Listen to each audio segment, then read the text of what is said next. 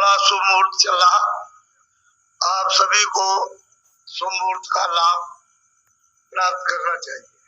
बहुत सावधानी से अपने को चलने की जरूरत है कि जो भी चीज यहाँ पर मिले वो गिर न जाए, उसको संभाल के रखोगे विवेक विचार से, तब तो तुम्हारे काम और तुम्हारी है। और कहीं जल्दबाजी तुमने की और गिर गई तो फिर मिलना बड़ा मुश्किल है। इसमें बहुत से लोग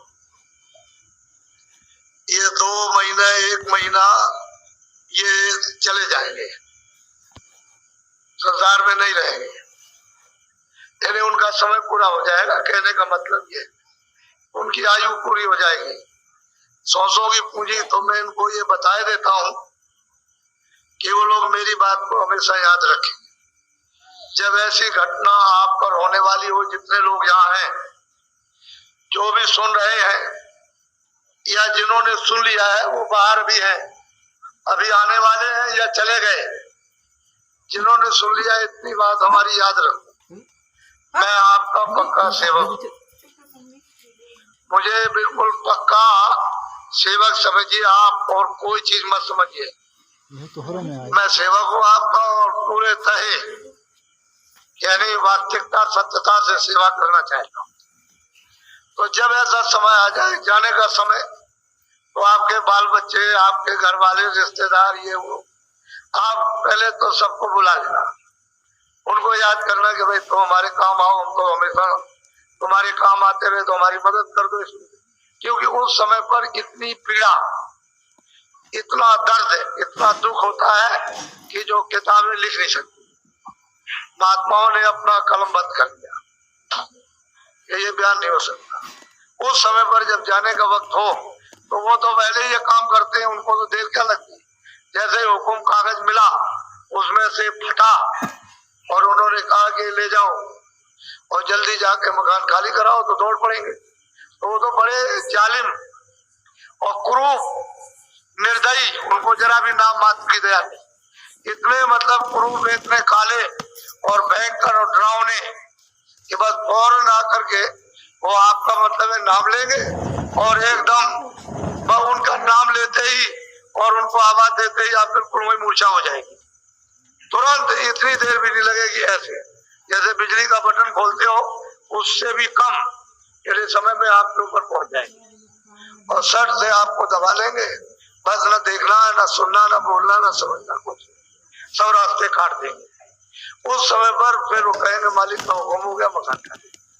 तो बहुत पीड़ा, बहुत ही पीड़ा, अत्यंत, जैसे सागर का दुख टूट पड़ा। उस समय पर जब कोई आपकी बुलाना कि भाई कोई हमारी मदद कर दो, घर वाले, ये वो, भाई बंद, कुटुंब, परिवार, बच्चे, स्त्री, पुरुष या और कोई हो, देवी और देवता, सबको याद करना कि भाई मतलब है कि हम सबको याद करते हैं, इस मुसीबत में हमारी कोई ना आए।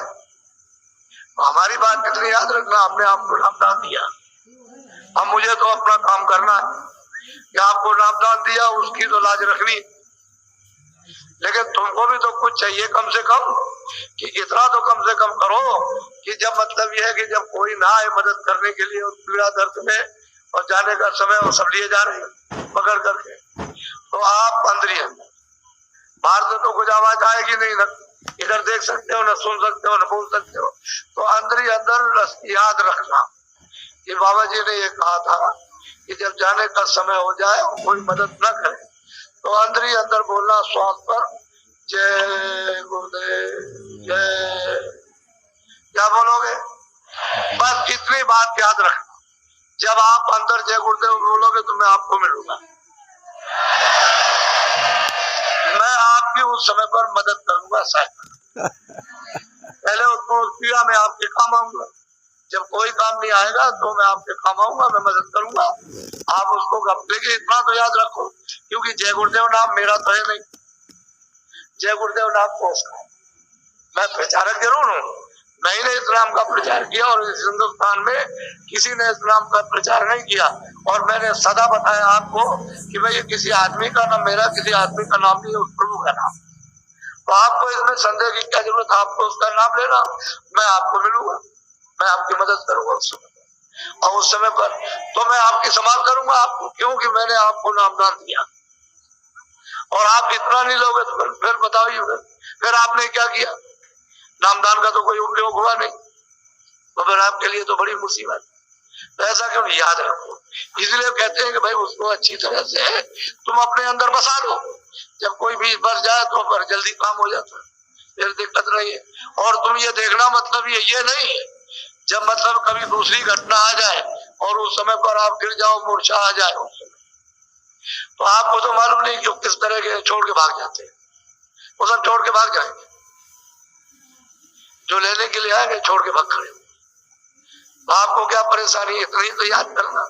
ये मौके पर कम से कम याद रखो, जब ऐसी घड़ी आ जाए तो याद कर लो उसमें क्या, मालिक के नाम। अब उसके नाम से मुझे मतलब ये है कि आपकी मदद करो, इसमें कौन सी बुरी बात। अरे अभी जाओगे मतलब यह है कि जाने वाले हो, किसी का कुछ समय, किसी का कुछ समय। अगर मैं किसी से कह दूं भाई ये चला जाएगा, तब तो आप रात को मतलब ये है कि बिल्कुल एकदम गिर जाओगे, जब तो बड़ी मुसीबत आ गई मैं चला जाऊंगा। तो इसमें मतलब बड़े विद्वानों के, धनीमानों के होश उड़ जाते हैं। ये तो ऐसे किसी से नहीं कहा जाता कि तुम चले जाओ, वो मतलब ये ठीक नहीं। लेकिन अब ये बताना जरूरी है कि भाई ऐसा वक्त आ जाएगा तो आपको ये काम करना चाहिए, मोटी बात को। तो मैं कुछ जरूरी बातें, तभी तो मैंने ऐलान किया कि आप लोग अपने अपने टेंटों में यानी 2 आदमी रख लो, जो डेरे लगे सामान रखवाली के लिए सब निकल आओ। अब जिस वक्त जरूरी चीजें हैं जो आपके हित की है, आपके लाभ की, उनके सुनने के लिए, समझने के लिए नहीं आओगे तो कैसे काम, तुम वहां बैठे रहोगे। जब कभी दवा किसी से लो डॉक्टर से, तो ये थोड़ी कि वहां बीमार पड़ा हो दवा यहीं से दे देगा या यहीं से सुई लगा देगा, ऐसा नहीं। उसके पास जाओगे और जाकर के देखेगा तो मतलब ये दवा बना के देगा, जो भी इंजेक्शन लगाए, कुछ भी करे, इस तरह से सामने आना चाहिए, दृष्टि के सामने। जब सामने आओगे तुम उनको देखोगे, वो आपको देखेंगे, तो इंजेक्शन का काम होगा। अब तुम यहाँ हो ही नहीं तो कैसे काम होगा? तो ये बड़ी महत्व चीज है। अब आप इसको नहीं समझ पाते हो क्योंकि तुम भूले भटके हो बेचारे सब। तो सबको मौका मिल रहा, ये अवसर, ये दृश्य देखो।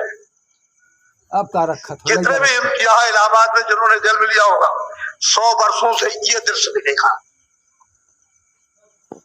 अपने दिल पर हाथ रख करके देखो, आप इस बार सोचो कि ये दृश्य जो है, ये जो बैठे हुए सुन रहे हैं, ऐसा आपने, चाहे वो कितने भी बड़े से बड़े लोग आ गए हों, लेकिन कभी आपने ये दृश्य नहीं देखा जो आपके समझ।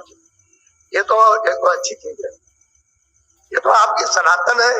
कोई मैं तो मतलब ये नहीं कह रहा हूँ कि आपकी नहीं है, ये तो सनातन चीज पहले ऐसे ही था। अब आपने उसका परित्याग कर दिया और बस ये मतलब ये हो गया। अब देखो आपके, इसलिए मैं पहले से बोलने लगा हूँ, मेरा समय होने जा रहा। तो आप जब नियम बनाते हो कि भाई जनता को इस तरह से चलना, जैसे स्कूल है, जैसे कर्मचारी अधिकारी एक नियम बना देते, जैसे हमारा आपने नियम बनाया, जजों ने तो नियम बनाया नहीं, उन्होंने तो कोई विधान बनाया नहीं, आपने विधान बनाया कि भाई देखो इसके विधान के तहत सब लोगों को चलना। और उस पर मतलब है कि सबका हस्ताक्षर हो गया, बड़े बड़े लोगों का, जिनको आपने जिम्मेदारी दी है कि भाई आप देख करके इसको देख लीजिए, इस पर दस्तखत करना है तो सारे देश में मान्य हो जाएगा। तो जब आपने विधान बना दिया तो आपको उस विधान का पालन करना चाहिए। जैसे आपको सुप्रीम कोर्ट या मतलब यह है कि आपके हाई कोर्ट या आपके मतलब यह है कि डिस्ट्रिक्ट कोर्ट जो आपके हैं, उनमें मतलब यह है कि आप मान सम्मान, इज्जत, ये तो होनी चाहिए। जब आप उसको करोगे तो आपको लोग करेंगे, ये तो होना चाहिए। नहीं तो फिर मतलब है कानून कायदा और मतलब है कि मान सम्मान और फिर एक दूसरे की सेवा का तो कुछ नहीं रहेगा। तो सब लोगों को अपनी अपनी जिम्मेदारी यानी पकड़ लेना चाहिए, ठीक हो जाए।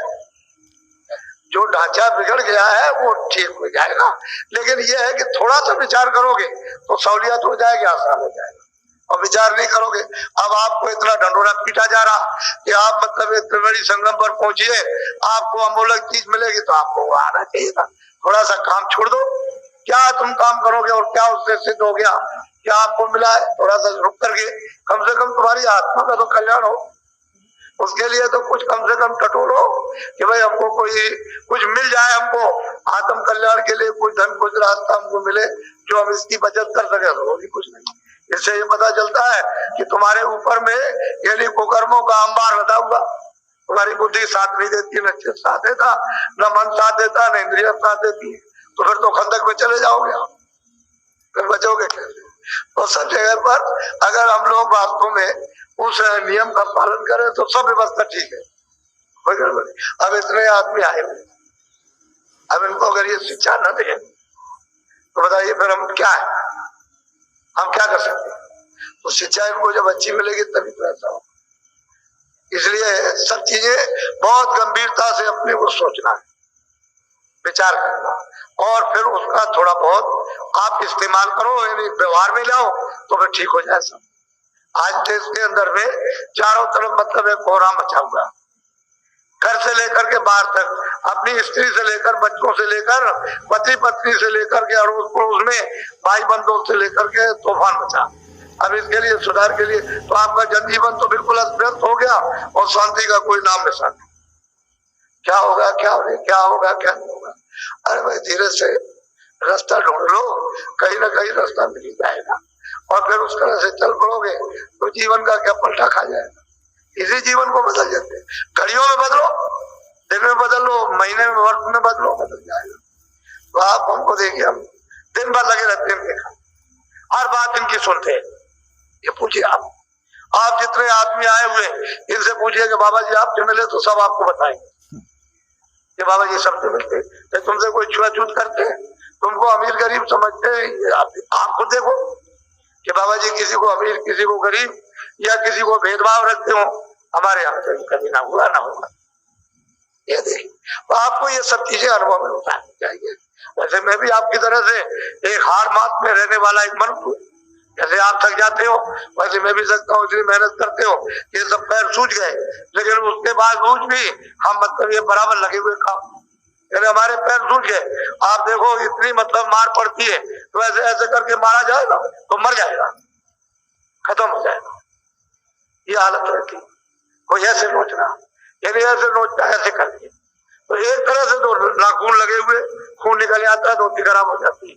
तो अब ये है कि सेवा तो सेवा ही है, सेवा में तो सब कष्ट उठाया जाता। एक तो ये भौतिक ये शरीर जिसमें जीवात्मा रहती रो रही, मन है बुद्धि है चित्त है ये दुखी, ये फिर आत्मा बिचारी विलाप कर रही कि हमको तो कोई रास्ता मनुष्य शरीर पा करके दिया नहीं और हम कमजोर हैं, हम शक्तिहीन हो गए, हम कुछ कर नहीं सकते हैं इस मन और बुद्धि चित्त और इंद्रियों के जाल में। तो हमको कोई सहारा मिला तो कुछ हो, इसको कोई सहारा मिलता और आप कोई सहारा देते नहीं हो। तो ये बात है, तो आपसे ये निवेदन प्रार्थना अपील की गई कि आप एक दो दिन कम से कम आकर के इलाहाबाद वासी, नहीं तो ये चिरतार चर्चा रहेगी, ये तो ऐसी नहीं कि लूट हो जाएगी, ये तो बराबर रहेगी। हम तो ऐसा कहीं और जगह भी जंगल में लगा दें, हमारे लिए क्या, हमारे लिए तो बहुत सुलभ है। इसलिए आप लोग सब इसका उपयोग फायदा उठाओ सब। अब हमारा समय हो गया, एक पहले प्रार्थना कर लो, क्योंकि ये देश तो आपका है नहीं, जो आपका देश है उसको तो आप छोड़ चुके हो। आपके देश में जहां से आए हो, जो आपका देश है, जो सुख का और जो सागर का, उसमें तो ये सूरज गर्मी वाला है, न ये जाड़े वाली रात है, न ये दिन और न रात है अंधेरी, न ये दफ्तर है न दुकानें, न कोई मजबूत करता है और न किसी को कोई धोखा देता है। ये शरीर ही नहीं, पंचभौतिक ऐसा तुम्हारा निर्मल अखंड अमृत का महासागर, उसको छोड़ करके प्रदेश में। अब ये बताइए कि वो अमृत पीते थे तो यहाँ मिट्टी भी नहीं मिल रही, कैसे आप संतुष्ट होंगे और कैसे आपको आनंद यहाँ मिल जाएगा? ये खुश्क जमीन में, ये सब खुश्क जमीन है, इसमें कहीं नाम निशान को नहीं, बस उसकी वो ठंडक है, वो दाट चुकी हुई है, उसकी ठंडक आ रही है, बस उतना ही क्षणिक इंद्रियों के द्वारा आपको आनंद का अनुभव महसूस होता है। आनंद नहीं है, हम बिल्कुल चिल्ला रहे कि आनंद नहीं है, ठंडक आ रही है, उसी को आनंद आप समझते हो। आनंद यहाँ कहाँ से आया? और इतने दिन हो गए दौड़ते दौड़ते तो मतलब थक गए, अब अंदर जलने लगे। पहले तो बाहर थे, अब अंदर, तो अंदर में तो आप थक गए। तो कुछ नहीं होगा तो एक प्रार्थना करो, सतगुरु सतनाम तुमको लागो प्रणाम। बच्चे और बच्चियों, जो भी ऋषि मुनि योगी अवतारी शक्तियां पीर पैगंबर जो भी आए, उन्होंने सबने आगे मुर्शिद को गुरु को रखा। एक कदम भी बगैर गुरु के नहीं चल सकते, बगैर मुर्शिद के नहीं चल सकते। जब उनका ये इतिहास है तो आप क्यों उसको छोड़ते हो? उसको पकड़ लेना चाहिए। इस देश में तो उन्हीं महान आत्माओं की जरूरत है, लेकिन महान आत्मा न मिले तो आप क्या कर सकते हो? उसके लिए गोस्वामी जी ने महाराज ने कहा, अंधा गुरु और बहरा चेला और हो नरक में ठेलम ठेला। गुरु सिख अंधे बधिर का लेखा, एक नहीं सुने एक नहीं देखा, हर शिष्य जन शोक ना रही, सो गुरु घोर नरक में पड़े। अब वो बात तो कभी मिथ्या नहीं हो सकती, वो तो सत्य है, यानी अटल वचन है। उन्होंने तो अपना फैसला कर दिया, लेकिन आप क्या सोच रहे हो? आपको भी तो ये समझना चाहिए कि वो कहते क्या है। एक सुनता एक नहीं देखता, तो कहाँ ले जाएगा? और फिर यह है कि जो उसने अपने सिर पर पाप दोनों में लाद लिया, गुरु भी बन गया वो भी लादे और शिष्य बन गया वो भी, तो एक दूसरे का हरण नहीं हो सकता, तो कहाँ जाएगा? इसलिए सबने आगे कदम आगे रखा है। और संतों महापुरुषों के पास तो गुरु की महिमा ही है, वो तो बगैर गुरु के किसी को मानते ही नहीं है। वो तो यहाँ जमीन पर गुरु ही मानेंगे और बाकी सबकी पूजा करते हैं, सबकी आराधना करते हो, सबसे मिलते हैं, लेकिन सर्वप्रधान वो गुरु जो यहाँ से वहां आता और जाता है, उसी में जिसकी आंख है, जिसके कान है और जो उसको प्राप्त कर चुका है, जो उसके पास आता जाता है, उसी का नाम गुरु। वो हार बात नहीं होता, वो नूर का प्रकाश का खजाना है। वो हार बात नहीं है कि जैसे समझते हो कोई दाढ़ी वाला होगा, कोई कपड़े वाला होगा, ये सब कुछ नहीं। वो तो नूर का खजाना। वो तो एक पोल होता है कि अगर वो किसी दूसरे पोल पर आ जाए तो आप कहोगे भूत आ गया, तो जिसमें आप हो उसी पंच भौतिक शरीर में आता हो पोल पर, तो जगा हुआ, वो तो बल्ब जल रहा, उसका तो बुझा नहीं है, उसकी आंख भी है, उसके कान भी है, सब कुछ है। तो ऐसा अगर मिल जाएगा तब तो बाहर आपको उतार लेगा और आपको रास्ता दिखा देगा। बाहर भी उतारेगा, रास्ता भी बताएगा, और फिर आंख भी खोलेगा, कान भी खोलेगा, और फिर उसको पकड़ाएगा और चढ़ाएगा भी, सब मदद करेगा। लेकिन अब यह है कि जो लिखा हुआ उसी को आप नहीं समझ सकते हो, उसी की खोज नहीं कर सकते हो, तो बाकी जो चढ़ाई में जो उन्होंने उधर जा करके देखा वो आपको कैसे मालूम होगा? कुछ करोगे तो जिन लोगों ने किया महापुरुषों के निकट रह करके और उनको सब कुछ समझा, तो उनकी कृपा होता है, उनको मिला। इसलिए आप लोग कोई शंका कभी मत, जो सत्य है वो सत्य है, उसमें कुछ हेर फेर नहीं होता। हम आपको वो सत्संग इन 10 दिनों में दे देंगे कि आपका मतलब ये कि मस्तक खुल जाएगा, बुद्धि का उपयोग हो जाएगा। इसे और इसकी छानबीन अच्छी तरह से करो कि सब जीवों के हित में है कि किसी विशेष के, सब जीवों जितने भी मानव शरीर में ये इंसानी जिस्म में जितने भी रूहे जीवात्मा सबके लिए, इसी एक के लिए नहीं। तो ये नहीं कोई कह सकता है कि भाई मेरे साथ कोई भेदभाव और घृणा का कुछ अंश रखा, घृणा का क्या कोई अंश, उससे कुछ। जैसे जब नहाने जाते हो आप, तो वो थोड़ी कहता है कि तुम बड़े पापी हो चढ़ा लो। ऐसे ही महात्माओं के यहाँ महापुरुष जाते हो कुछ नहीं कहते, वो तो समुद्र के समान है, कोई ना। लेकिन तुम नहा करके अपना धोतो डालो कम से कम, तो धोते नहीं हो। इसलिए आप एक एक बात को आप अच्छी तरह से परखो, सुनो और समझने की कोशिश करो, और फिर जब थोड़ी बहुत समझ में आ जाए तो फिर कहोगे हम चलना चाहते हैं तो चलो। जैसे ही आपकी रुचि बनी, इच्छा हुई कि अब मैं चलना चाहता हूँ अब उधर को, तो बदली जल्दी सात सामान तैयार हो जाए, क्योंकि तो सात सामान, क्योंकि जिस सात सामान को आप लाए थे आए थे तो छोड़ दिया उसको, ये बेकार पकड़ लिए। अब बेकार गए और सात सामान आपके हाथ में आए, बस चल पड़े आप, वो तो सब पकड़ा दिया जाएगा। नहीं अभी पकड़ाया जाए तो सब छोड़ दोगे, उसको तो मतलब गिरा दोगे, कैसे होगा? अच्छा बोलो, जरा सत्संग सुनो आप।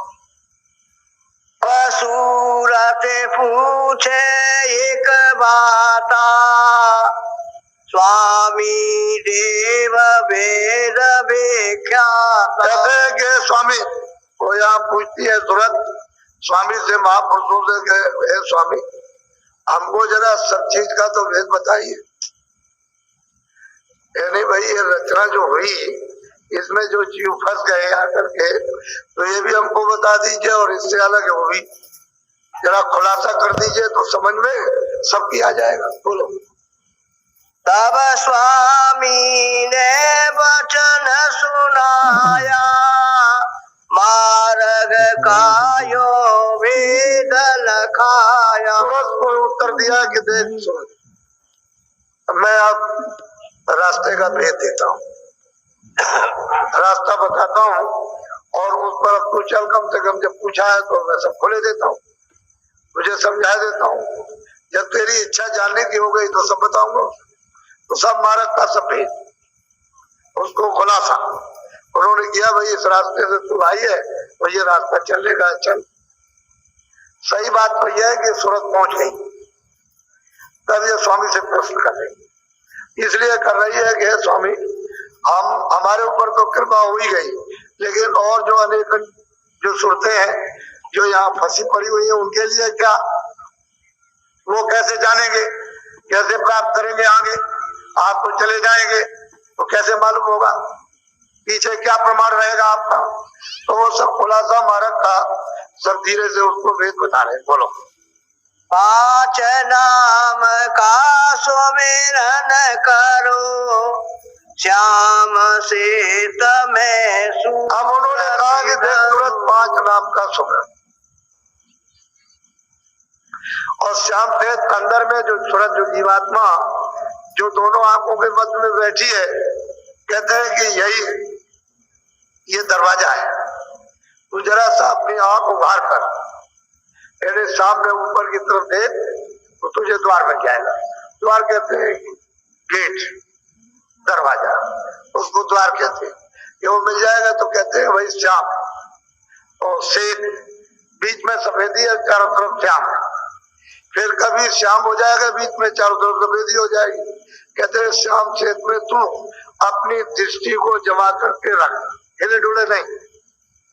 पांच नाम का स्मरण करो, श्याम श्वेत में प्रथम सूरत धरो, एकाग्र करो, यानी कंसंट्रेशन करो। अंदर तो तेरे आंख है ही, उसको तो लेकर के तू बैठी हुई है, तो जरा सा तू ऊपर की तरफ देख, तेरी आंख खुल जाएगी। बोलो। प्रथम सुनो गगन में बाजा, घंटा शंख छाती। अब महापुरुष कहते हैं सूरत से कि देख, जैसे ही तू मैं श्याम श्वेत में अपनी सूरत को जोड़ा, और जैसे ही तेरे सामने वो सूरत आई, तो कहते हैं गगन में बाजा सुनाई देगा, गाने सुनाई देंगे, बाजे सुनाई देंगे। अद्भुत, ऐसे बाजे और गाने यहाँ कहीं है नहीं, क्योंकि स्वर्ग और वैकुंठ में तो सदा गाना होता रहता है। वहां तो भीड़ा हमेशा बजता रहता है, नृत्य होता रहता है। वहां तो इस तरह का नहीं, तो कहते हैं गगन में आकाश, उधर तो ये देव शरीर तो उधरी है, उस तरफ में इसकी जमीन है, तो वहां से गाने को प्रथम जब श्याम श्वेत में तू अपनी दृष्टि को एकाग्र करेगी तो पहले ही शुरू में गगन में बाजे सुनाई देंगे। कहते हो बाजे कैसे है, वो बता रहे किस तरह के सुनाई देंगे। बोलो। सहस कमल दल ज्योति लखाई, बांकनाल में जाई समाई। कहते हैं कि शहद दल कमल वो स्थान है जिस पर निरंजन भगवान ईश्वर बैठे। कहते हैं कि सामने जब वो गगन में बाजे जब सुनाई देंगे और बाजे को तू पकड़ लेगी तो वो घंटा संग बज रहा साफ स्पष्ट सुनाई देता है, कोई इधर नहीं, और तीनों लोगों में बज रहा। इसलिए तो इसमें तो बहुत लोग बैठे जो घंटा संग पूछते हैं, लेकिन अब वो आपको कुछ नहीं कह सकते क्योंकि आप हो जाएगा। अभी कुछ नहीं कह सकते, जब तक साधक है तब तक वो कुछ नहीं बताएंगे, सिद्ध हो जाएगा तो कुछ भी कह दो, फिर वो बंद नहीं होगा। तो साधक में तो बंद हो जाएगा लेकिन सिद्धि में बंद नहीं होगा, फिर बंद नहीं होता। इसलिए साधक है, अगर इन्होंने किसी से कुछ कह दिया तो बंद कर देगा, नाराज हो जाएगा। इसलिए ये तो कुछ कह नहीं सकते। अगर ये सुनते नहीं तो यहाँ इस मैदान में आते, कोई बात तो जरूर है, कोई ऐसा राज, ऐसा रहस्य, कोई ऐसी बड़ी चीज है जो मतलब ये कि इस समय पर देखो ये तो कहते हैं प्रथम घंटा संग। जैसे ही तुम सुनोगे उसको घंटे संग की आवाज को शहद कमल में कहते हैं ज्योति रही जगमग जगमग जगमग, और कितनी सुंदर ज्योत है। बड़े बड़े ऋषि मुनि योगी तपस्वी कहते हैं उस पर कुर्बान हो गए, ऐसी वो सुंदर है। वो छोटा मोटा सुंदर रूप नहीं है, कितने वहां गलतान हो गए, आगे जाने की इच्छा खत्म हो गई उनकी, उधर जा नहीं सकते हैं, ऐसी मोहनी मूर्त है। तो कहते हैं शहद दल कमल।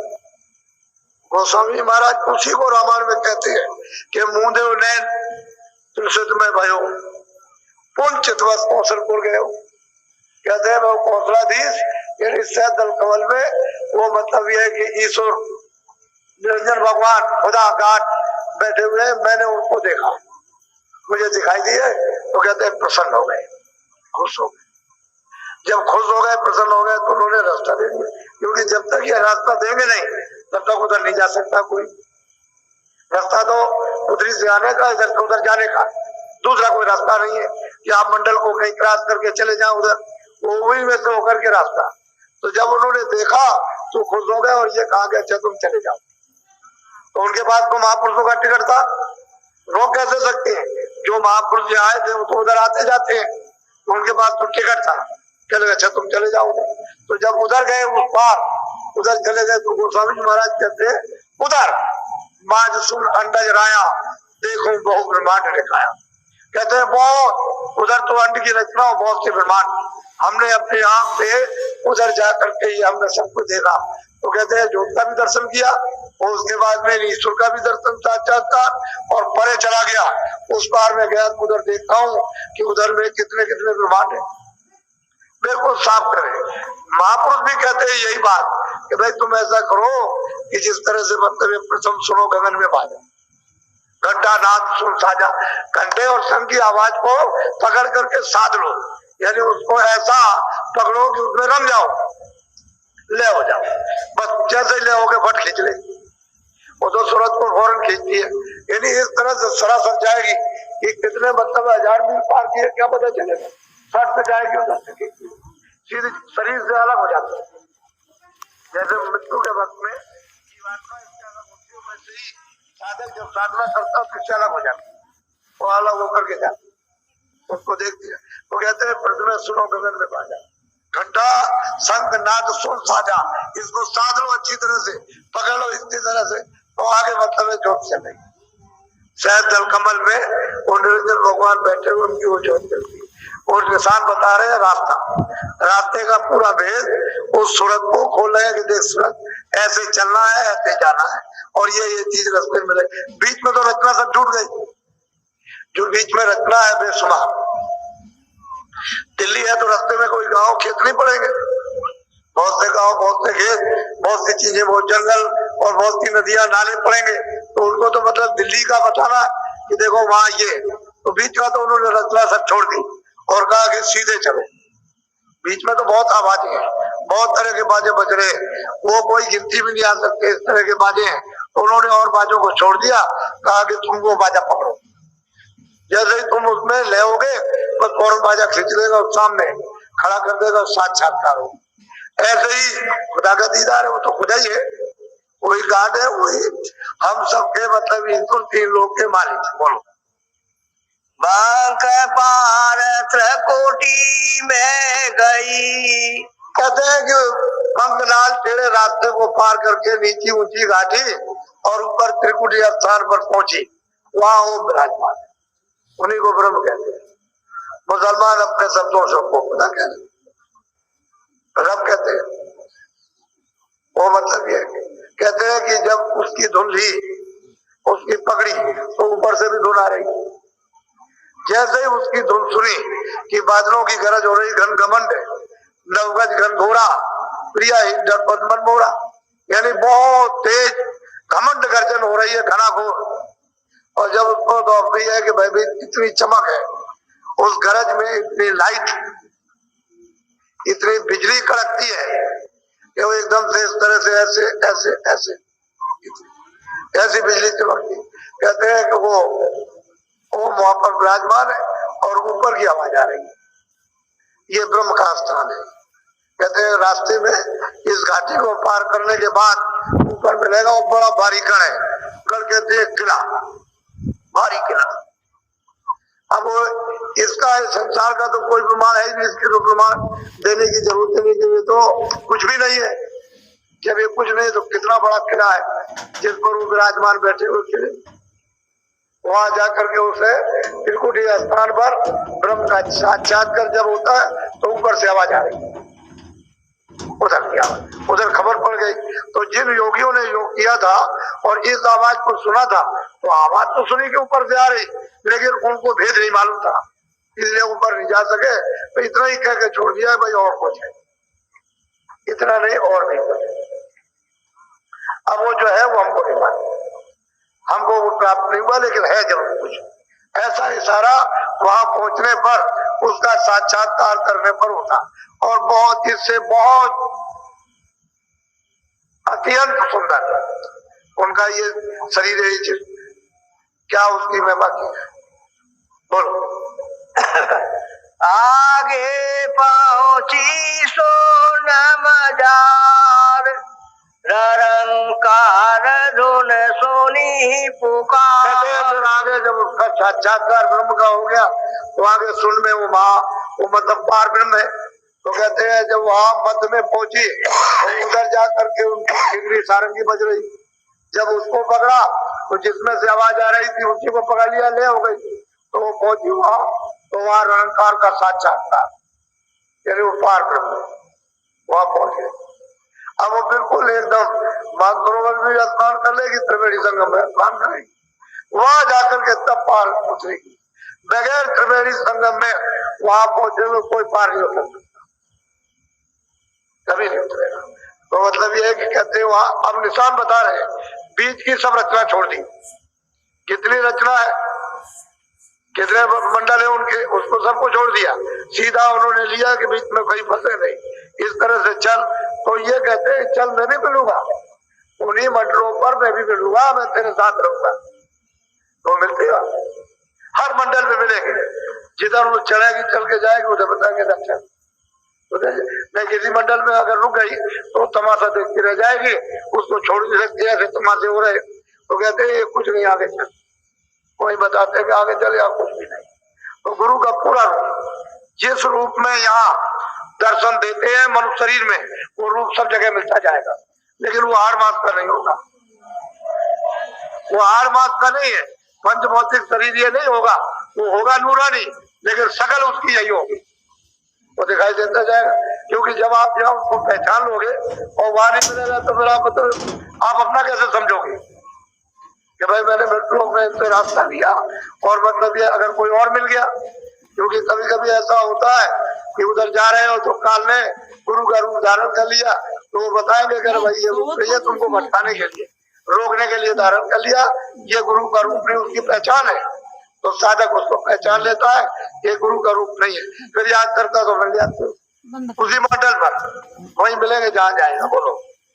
केंगरी और सारंगी सोनी, मान सरोवर चढ़े चढ़े गुनी। कहते हैं किंगरी सारंगी अद्भुत, ये पहले स्थान से दूसरे स्थान से अद्भुत बाजे एक से। अब उस बाजे की क्या महिमा की है, कहते हैं कि उसको सुनती है, मातृभूमि में स्नान करती है, आवाज नहीं छोड़ती, उसका दर्शन भी करेगी और फिर चलेगी त्रिवेणी में प्रवेश होगी, वहां उसका उस धारा में स्नान होगा। तो उस धारा में कोई गंदगी तो है नहीं है जो यहाँ की गंदगी है, कोई कालमा है या रजोगुण है, तमोगुण है, सतोगुण है, या मतलब शब्द स्पर्श रूप रस, ये सब कुछ नहीं है वहाँ। वहाँ तो धारा है कि वो जो ऊपर से उधर से जो उतार करके लाए काल को और माया को, उस धारा को छुड़ा देते हैं, जो सत्य धारा उसको पकड़ा देते हैं, क्योंकि वो जिस धारा से उतर करके आए हैं वो धारा बराबर काम कर रही है। एक तो मतलब ये नेगेटिव और पॉजिटिव, एक धारा फेंक रही है, एक धारा उसको वापस ले जा रही है। इस तरह से दो धाराएं उधर से आई। अब ये भेद किसी को पता नहीं है कि उधर में एक फेंकने की और एक वापस करने की, खींचने की, ये दो धारा। अब जब तक कोई जानेगा नहीं तब तक उस धारा पर जोड़ नहीं सकता, यानी बैठा नहीं सकता, उस शब्द पर, उस नाम पर, उस आवाज पर, उस बाजे पर नहीं बैठाएगा तो जाएगी ऊपर नहीं चढ़ सकती। तो महापुरुष उसको जानते हैं तो कहते हैं देख मैं सब खुलासा करता हूँ, तुझे ये सब खुलासा बता रहा हूँ कि वहाँ सुन में, महासुन में वो पार वहां पर विराजमान है, मुसलमानों के अल्लाह और हिंदुओं के पार में। बोलो आगे महासुन मैदाना जहाँ चारे धोने के मेरे सब। कहते हैं कि वहाँ महाकुंड मैदान है जिस पर भंवर गुफा स्थान है और उस पर 100 पुरुष बैठे हुए हैं, लेकिन वहाँ 4 यानी गुप्त आवाजें हो रही और वो अभी तक तो किसी ने खोला नहीं और ना कोई खोलेगा। इतना ही इशारा कर देते हैं कि वहाँ और कुछ है, कुछ हो रहा, लेकिन उसको तो सीधा रास्ता पकड़ा ये ऊपर में महासुंड, उसको महासुंड कहते हैं, भंवर गुफा स्थान कहते हैं कि भाई चौक अपार मैदान है। इस मैदान में जब फौज जाती है तो खरबों जोजन यानी चलना पड़ेगा। अब खरबों जोजन कितना हुआ आप ये तो समझ नहीं सकते, इतना मैदान लंबा चौड़ा, इतना ही ऊपर, इतना ही नीचे, इतना ही दाएं, इतना ही बाएं। अब इतने बड़े मैदान में जाएंगे तो बहुत ही मैदान लंबा। ऐसे नहीं, रचना का विस्तार इतनी खूबी के साथ में हुआ और उसका रूप इन तीनों से सुंदर। उसका जब वो महाकुंड में जाएंगे तो उसका रूप इन तीनों से अद्भुत, जो वर्णन करने योग नहीं है। बोलो भंवर गुफा ऊपर देखी सोहंग बांसी बजती पे। कहते हैं कि भंवर गुफा के ऊपर में वो आवाज सुनी और वो हमेशा बंसी बज रही, अखंड बंसी बजती है, लेकिन आवाज तो आ रही है पर इन आवाजों के साथ मिश्रित हो गई, मिश्रित आवाज हो गई, मिल गई, सब आवाजें बजती है। तो उसमें साधक जब तक उसको अनुभव ना हो तो छाट नहीं सकता, वो सुनता रहेगा और कुछ नहीं। लेकिन जो जाता आता है उसको छाटना आता है, छटवाना आता है, तो उसने तो छाट लिया और आपको छटवा लेगा, कहेगा नहीं इन आवाजों को मत पकड़ो। तो आप जब साधन करोगे, भजन करोगे, कान जब खोलेंगे तो फिर आवाज को पकड़ा देंगे, देखिए आवाज को पकड़ ले और चढ़ जाओ। आवाज के बगैर, बाजे के बगैर ऊपर चढ़ के नहीं जा सकते, वही सीढ़ी है, दूसरा कोई आधार नहीं। तो वो तो आवाज वहां से आ रही है, वो तो पावर हाउस से आ रही है और वो बराबर मतलब ये एक तो ले आई आवाज और दूसरी आपको ले जाएगी। अब महापुरुष जो आवाज पकड़ाएंगे वो ले जाएंगे और बाकी जिस आवाज से उतारेंगे दूसरी आवाज उसे उतार देंगे। अब वो सब ले जाएंगे, क्या करेंगे? बोलो ताके परे धाम सतनामा बीना बजे सतलो। उन्होंने खुलासा किया कि इस भंवर गुफा के परे जो सोहम पुरुष है उनके परे सतनाम है वहां पर, और वह अखंड भी समूचे, मतलब यह है कि उसमें बस वही हो रही, बाकी और कुछ समूचे। इतना बड़ा सागर उसमें अखंड, वो तो शब्द ही का सागर है और कुछ नहीं, शब्द ही शब्द है। अब बताइए जहाँ शब्द ही का सागर है वहां मतलब ये क्या हो रहा? अब ये तो रूप उसका सत्य रूप है, इसमें किसी तरह की कोई मिलोनी नहीं, सोते ही सो, सोते ही साड़ी, सोते ही रूप, सब सोते ही सो। अगर उससे कहे कि खरबों सूरज चांद यदि एक एक रूम में लगे तब भी नहीं मिलता। और एक एक रूम तो जिस्म कितना बड़ा है, और फिर उसके एक एक रोम इतना बड़ा जिस्म होगा तो उसके रोम कितने होंगे, और एक एक रोम में जब ये सिफत है तो बाकी उसके रूम की क्या सिफत होगी, तो वो कोई कह नहीं पाता। बस सूरज जब जाती है तो वो सिर्फ देखती है, बाकी वर्णन नहीं कर सकती। बोलो।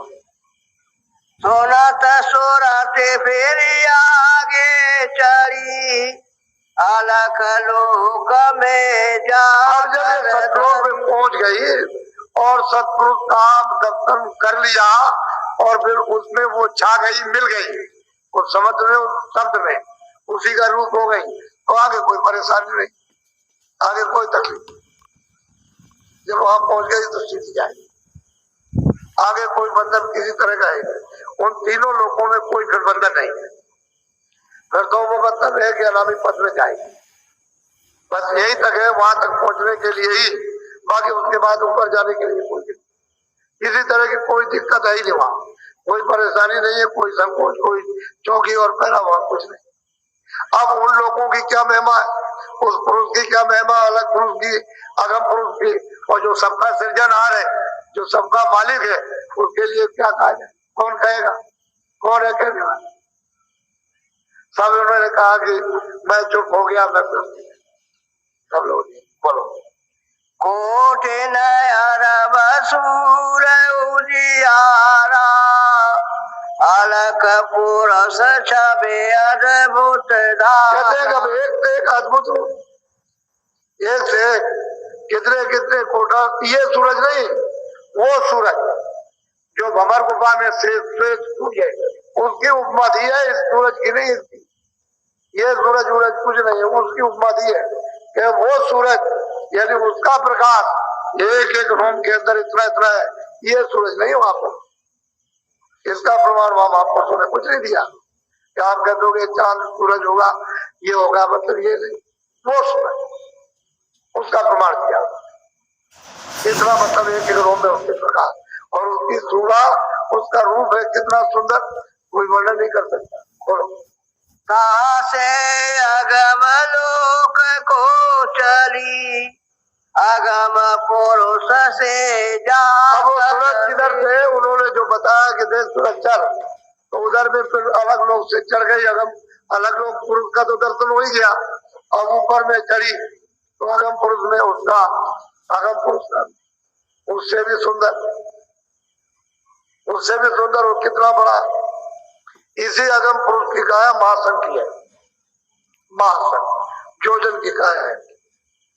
ये शरीर उनका है, यानी महासंघ जोजन का।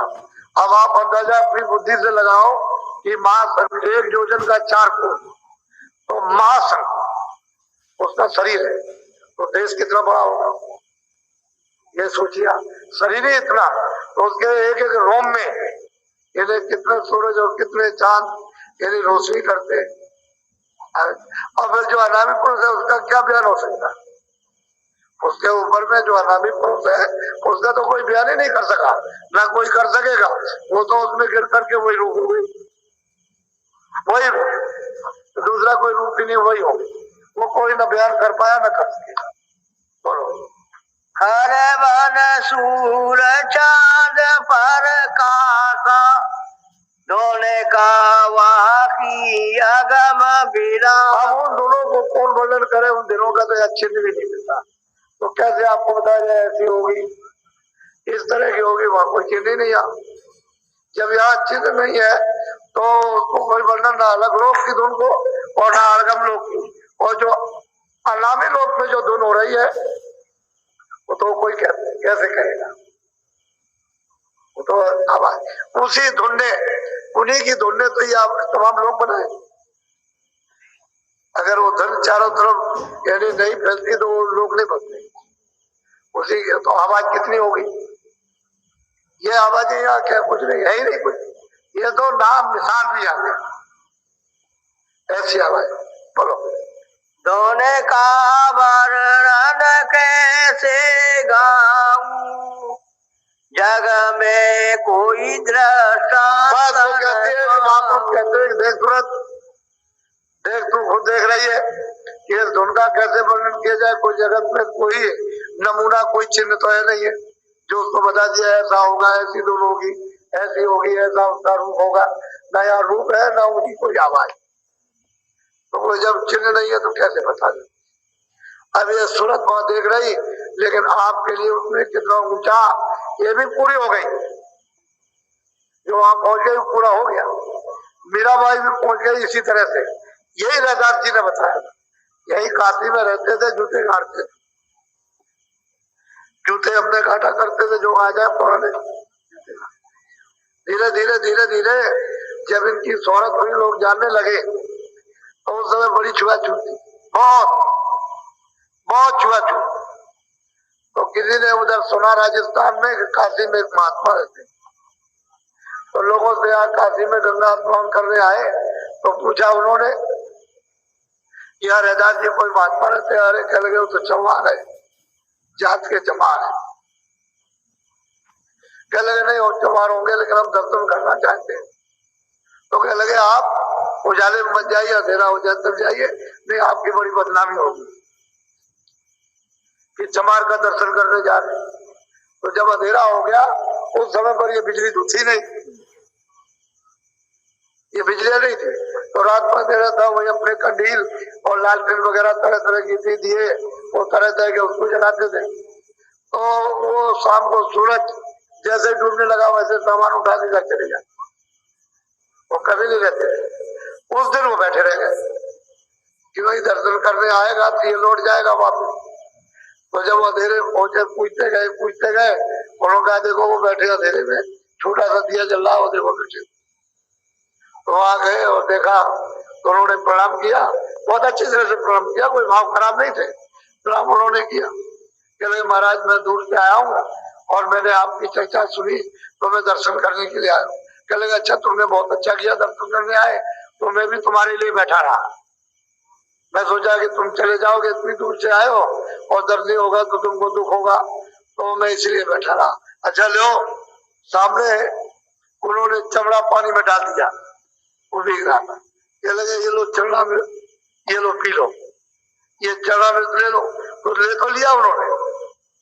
उन्होंने नीचे को, रैदास जी ने नीचे को मौका लिया, तो उन्होंने उसको लिया और ऐसे करके डाल दिया। उन्होंने पिया नहीं, अब ऐसे डाल लिया। तो जब ऐसे तो पगड़ी बांधे हुए थे, पगड़ी में लग गया, कुछ उनके कपड़ों में आके गिरा तो उसमें दाग पड़े। अब वो जब गए वहां घर, तो रानी साहब पूछा भाई ये क्या हो गया, दाग कैसा? अरे कहने लगे बड़ा हमारा धर्म बच गया, लेकिन हम कुछ कह नहीं सके। उन्होंने कहा ये चमड़ा, ये चरणामृत ले लो और इसको पी लो। तो मेरे सामने ये चमड़ा भीग रहा था पानी में, वही दे दिया, तो मैंने उसको इस तरह से ऊपर ले लिया। कहले जल्दी जल्दी कपड़े उतारो, उतार दिया कपड़े, अच्छे कपड़े पहना दिए। धोबी को बुलाया कि देखो ये राजा साहब के कपड़े हैं, तुम इसको धो करके ले आओ, तुमको राजा साहब अच्छा इनाम देंगे। कहले ठीक है। तो धोबी को किसी शादी में जाना, वो लड़की थी, उसने कहा देखो एक राजा साहब आए हुए, उनके ये कपड़े दाग लग गया, तो छुड़ा के ले आना। मैं शादी से अभी लौट करके आता हूँ तो मैं खुद उनके यहाँ पहुंचा दूंगा। तो बेचारी वो लड़की गई, धोबी की अनपढ़ थी, कुछ जानती थी, तो वो गई वहां और वहां जाकर के मतलब है कि गंगा जी के किनारे दौड़ गई। तो दाग नहीं छूटता था, बहुत उसने मुगरी लगाई, उसने बहुत कुछ किया और उसमें रेव लगा दिया, उसको मच्छी में चढ़ाया। तो उसने क्या किया, जब नहीं छूट रहा था तो निचोड़ रही थी, दाग नहीं छूट रहा तो मुंह में दबा दिया, तो चूसने लगी उसी कपड़े को, तो उसका आरक उसके चला गया पेट में, बस उसकी आंख खुल गई, तीसरी आंख खुल गई, तीसरा दिन। वो तो कहीं ना कहीं चीज पड़नी थी, तो उसकी खुल गई। तो घर लौट करके वापस गई तो कुछ का कुछ कहने लगी, वर्णन करने लगी वो। तो भी तो बड़ा अपनी लड़की की बात सुन करके बड़ा अचंभित हुआ। धीरे धीरे उसकी शोहरत फैल गई कि धोबी की लड़की अनपढ़ थी, बड़ी विद्वान और बड़ा मतलब है कि और ये और ऐसा ज्ञान कहती है, इस तरह से ये, तो लोग उसके पास आने जाने लगे। तो राजा को ये खबर लगी, जब वो दोबारा लौट करके आए तो उनको खबर लगी कि भाई ऐसी ऐसी बात है और वो कहती है कि भाई एक राजा आए थे, उनके कपड़े धो रही थी, उनकी कृपा हो गई और मतलब ये उसको मैंने चूस लिया तो उसका रंग मेरे चला गया। तो सही बात यह है कि उनकी बड़ी दया हुई, अगर वो हमको नहीं देते तो मैं कैसी। तो राजा अब आए तो उसके दर्शन के लिए कि भाई धोबी के दर्शन करा उस लड़की का। तो बुलाया गया तो उसने सीधा यही जवाब दिया, जब पूछा कि बच्ची ये ज्ञान कहाँ से प्राप्त किया, कह लगे आपकी कृपा हो गई। उसको तो मालूम नहीं था कि ये राजा है, लेकिन इतना ज्ञान हो गया कि आपकी दया हो गई। क्यों हमारी दया क्यों हो गई? कह लगे रैदास जी ने आपको इसी वस्तु को प्राप्त करने के लिए चरणामृत दिया था बना करके, और आपने उसका तिरस्कार कर दिया, अपमान कर दिया। तुमने उसको अपने कपड़ों में डाल दिया और वो कपड़ा हमारे पिताजी को मिला और वो चला गया शादी में, उसने हमको दे दिया, सौभाग्य से हमारे पल्ले पड़ गई। ये आपकी कृपा हो गई, अगर आप उसको पी लेते हैं तो तुम्हारी आत्मा का कल्याण हो जाए। वो तो अमर होने के लिए अमृत दिया। बस फिर उसके बाद अब राजा को बड़ा अफसोस हुआ, ये तो बड़ा मुश्किल हो गया और ये धोबी को मिल गया, हम वैसे रह गए। तो उन्होंने कहा अच्छा चलो हम फिर चलेंगे दर्शन करने। फिर उन्होंने रात को जब अंधेरा हो गया तो चल पड़े, 2-4 आदमी साथ में लिए, उनको तो दूर खड़ा कर दिया। वो उस दिन भी बैठे रह गए। तो वो गया था राजा आता होगा दर्शन करने के लिए, तो बैठे अंधेरे में। जब गए वहां जाकर के फिर सिर रख दिया जमीन पर प्रणाम करने के लिए और खड़े होकर के हाथ जोड़ करके बोले ऐसे, भाई कैसे आए हो? कह लगे महाराज वो जो आपने चरणामृत दिया था हमको फिर दे दी। तो उन्होंने कहा कि अरे बेटा अब तो मेहनत करनी पड़ेगी, अब नहीं मिलेगा, अब तो मेहनत करनी। ये ऐसे नहीं मिलता, वो तो खुशी का सौदा था, प्रसन्नता का था। उस समय बदिया तूने तो ये समझा ये चमड़ा भीग रहा पानी, वो चमड़ा नहीं था, वो अमृत था। आप जिसको मिल रहा उसको मिल गया, अब मेहनत करनी पड़ेगी। तो कहने का मतलब महात्मा किसको क्या दे देते हैं, तुम जात पात में फंस गए। वहां वो कहते हैं हर का हो ईश्वर का वजह जात पात पूछे नहीं कोई। उधर सुबह गए, उन्होंने सबकी पूजा कराई कृष्ण भगवान ने, ये पूरे महात्मा संत है तुम इनको पूजो, उधर उन्होंने पूजा कराई। तो देख लीजिए आप, जब द्रौपदी में अपमान किया तो फिर घंटा नहीं बजा। घंटा तो संघ बजाते, संत बजाते हैं, ऐसे घंटा बज जाएगा। उन्होंने कहा था कि घंटा बजेगा, लेकिन घंटा नहीं बजा। तो उन्होंने कृष्ण ने कहा कि तुमने संतों का अपमान किया, इसकी वजह से। तो बुलाए गए सुबह, जब सुबह बुलाए तो पता चला। तब द्रौपदी को बुलाया कि तुमने क्यों अपमान किया? कह लगे हमने हर प्रकार के व्यंजन बनाए और इन्होंने सब मिला करके और व्यंजनों का अपमान कर दिया, तो हमारी श्रद्धा खत्म, भैया अपमान हो गया। तो कहने का मतलब उसके यहाँ जात पात, तुम जात पात का रगड़ा झगड़ा समझते हो? ये जात पात क्षत्रिय में आया, ब्राह्मण में आया, वो भंगी में चलाए, हरिजन में चलाए, इसमें उसके लिए जात पात क्या? अरे जो मन बुद्धि चित्त है अंतःकर जीवात्मा निर्मल हो जाए वही प्राप्त कर सकता। तुम इसी चक्कर में रह गए अभी तक, और अब तो ये दशा हो गई कि महापुरुषों का अपमान किया तो यहाँ कोई चरित्र ही नहीं रह गया, नाम का भी चरित्र नहीं रहा। इसलिए ये कहते हैं सूरत, मैं तुझको पूरा भेद बताता हूँ खुलासा, भेद को अच्छी तरह से सुन ले, समझ ले, ये सीधा सच्चा रास्ता है। बोलो। सोन कर सूरत अति हर खानी, चलो स्वामी में सब जान। अब वो सूरत कहती है कि स्वामी आपने दया अपरंपार की है कि आपने ये भेद बखान कर दिया और आपकी दया कृपा से अब जान गए, अब समझ में आ गए ये भेद तो ये है। बोलो। बिना सत्य गुरु कोई भेद न पावे, सत्य गुरु तो यह देश। अब वो कहते हैं कि सतगुरु के बगैर कोई ये भेद नहीं पाता, और जो वहां पहुंचा वही सतगुरु है, बाकी कोई नहीं है। बगैर सतगुरु के कोई उसका भेद नहीं जान सकता कोई भी, और जो वहां पहुंच गया वही सतगुरु। कहते किसी ने भेद नहीं पाया। बोलो।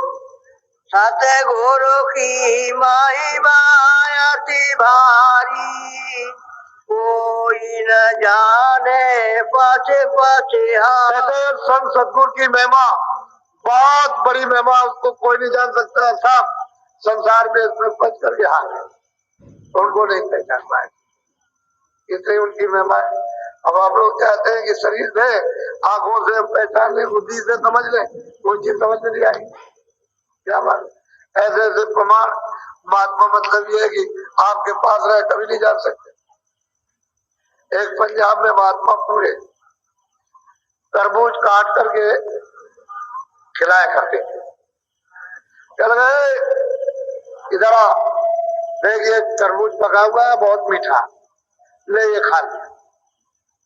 जब वो तरबूज लेने लगे तो क्या कहे कि देख ले पका है कि कच्चा है, देख इधर कि पका है कि कच्चा है, तू देख ले खा ले अच्छी तरह से। एक पानी पिलाते थे कुछ दूर पर, तो जो कोई भी आए तो कहे आओ प्यास लगी, आओ पानी पिला दे। तो जब पानी, बहुत ठंडा पानी, जब वो ऐसे पीने लगे तो चुपचाप कहे धीरे से कि देख पी ले, जितना पीना चाहे, एक बूंद गिराई, जितनी बूंद गिरेगी उतनी जूतियां पड़ेंगी, पी ले अच्छी तरह से, चक्कर के पी ले, एक बूंद न गिरे, जब बूंद गिर जाएगी जम की उतनी जूतियां पड़ेंगी, पी ले तू अभी।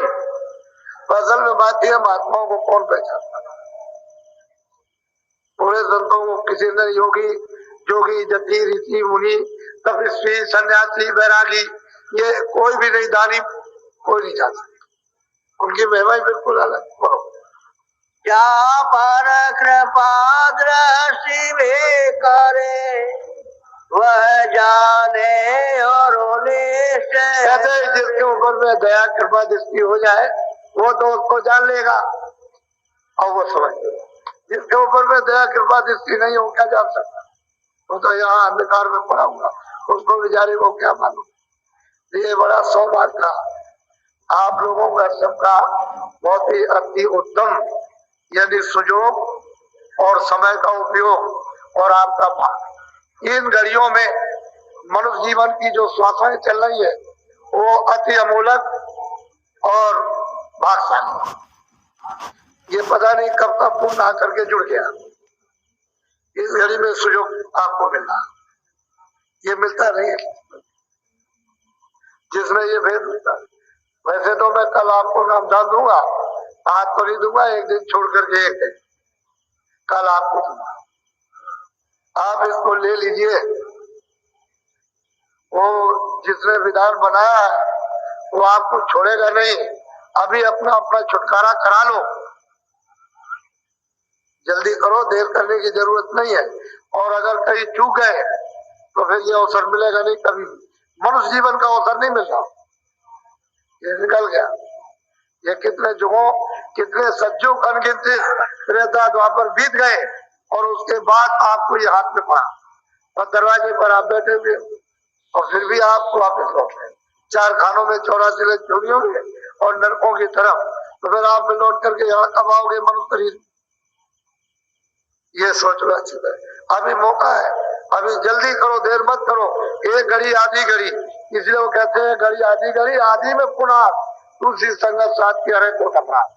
कहते हैं वो काम करो दरवाजे पे बैठकर कि जल्दी से जल्दी तुम्हारे अपराध सबके सब तबियत छीन हो जाए, जल जाए, जो कोटान कोर अपराध है।